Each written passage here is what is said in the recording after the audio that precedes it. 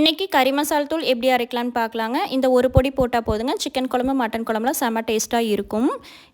எல்லா பொருளையும் வெயிலில் 1 மணி நேரம் காய வச்சுட்டு வறுத்துக்கோங்க. நான் மல்லி வந்து 2 கிலோ நாட்டு மல்லி எல்லாத்தையும் மீடியம் ஃப்ளேமில் வச்சு நல்லா மணம் வர வரைக்கும் வறுத்துக்கோங்க. சீரகம் வந்து 50 கிராமுங்க, அதுவும் நல்லா இளஞ்சூடு ஆகிற வரைக்கும் வறுத்துக்கோங்க.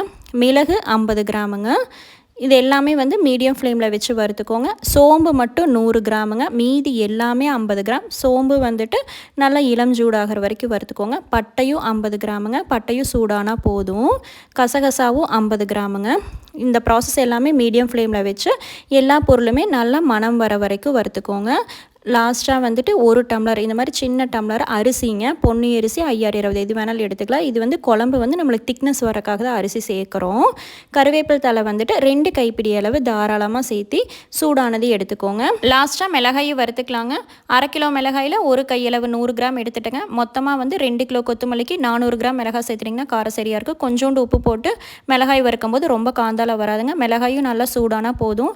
எல்லாத்தையுமே நல்லா ஆற வச்சுட்டு மில்லில் கொண்டு போய் நல்லா நைஸாக அரைச்சிக்கோங்க. இந்த மசால் பொடி வந்துட்டு தக்காளி குழம்பு அரைச்சி ஊற்றுறது, எண்ணெய் கத்திரிக்காய், வெண்டங்காய் குழம்புங்க, மஷ்ரூமு, சிக்கன், மட்டன் எல்லாத்துக்குமே டேஸ்ட்டும் மனமும் சூப்பராக இருக்குங்க.